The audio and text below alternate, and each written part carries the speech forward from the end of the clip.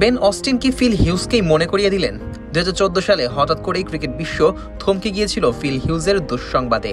অস্ট্রেলিয়ার প্রতিশ্রুতিশীল সেই cricketer Sheffield শিল্ডের match চলাকালীন সময় বল লেগে সাথে সাথেই 22 গজে পড়ে গিয়েছিল। পরবর্তীতে সবাইকে কাঁদিয়ে তিনি চলে গিয়েছিলেন পরপারে। এবার অস্ট্রেলিয়ার মেলবোর্নে এমনই এক দুর্ঘটনায় না ফেরার দেশে পাড়ি জমালেন মাত্র 17 বছরের তরুণ ক্রিকেটার বেন অস্টিন। অনুশীলনের সময় ক্রিকেট বলের আঘাতে অল্প বয়সেই সবাইকে কাঁদিয়ে পরপারে চলে গেলেন তিনি। এদিন হেলমেট পরা থাকলেও গলায় কোনো সুরক্ষা গার্ড ছিল না তার। অস্ট্রেলিয়ার ফ্রেন্ডলি গ্যালির ক্রিকেটে নেটে অনুশীলনের একটি বল সরাসরি আঘাত হানে তার গলায়। পরবর্তীতে ঘটনাস্থলে পৌঁছান জরুরি সেবা কর্মীরা। গুরুতর আহত অবস্থায় বেনকে দ্রুত হাসপাতালে নেওয়া হয় এবং লাইফ সাপোর্টে রাখা হয়। তবে দুদিনের লড়াই শেষে বৃহস্পতিবার সবাইকে রেখে চলে যান না ফেরার দেশে।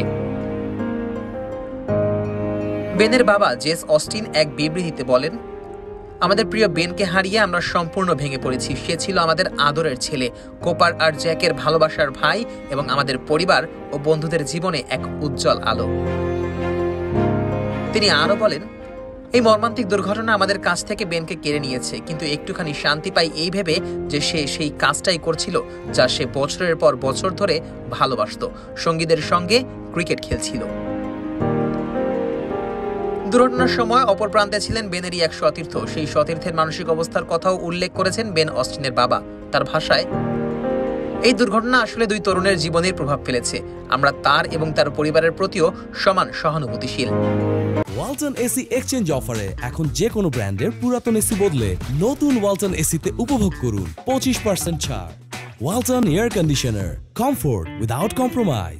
এদিকে বেন এর এই সতীর্থের অসহায়ত্বকে আমাদের মনে করিয়ে দেয় শন অ্যাবটকে, যার ছোড়া বলেই আঘাত পেয়ে সেদিন লুটিয়ে পড়েছিলেন ফিল হিউজ। পরবর্তীতে তিনিও এই ঘটনায় প্রচন্ড বাজেভাবে মুচড়ে পড়েছিলেন। এই ঘটনায় ক্রিকেট ভিক্টোরিয়ার প্রধান নির্বাহী নিক কামিন্স বলেন, এটি আমাদের সবার জন্যই অত্যন্ত কঠিন সময়। বলটি বেনের গলায় লেগেছিল একদম সেই জায়গায় যেখানে 10 বছর আগে ফিল হিউজের বল লেগেছিল। 2014 সালের শেফিল্ড শিল্ডের ম্যাচে অস্ট্রেলিয়ার ক্রিকেটার ফিল হিউজের গলায় বল লেগে তিনি মাটিতে লুটিয়ে পড়ে যান। তার মৃত্যুর পর ক্রিকেটের সুরক্ষার সরঞ্জামের উন্নয়ন করা হয়েছিল। নিক কামিন্সও আরও বলেন, ভিক্টোরিয়া তথা পুরো অস্ট্রেলিয়ার ক্রিকেট পরিবার এই তরুণের মৃত্যুতে শোকাহত। এটা এমন এক ক্ষতি যা দীর্ঘদিন ধরে আমাদের মনে থেকে যাবে।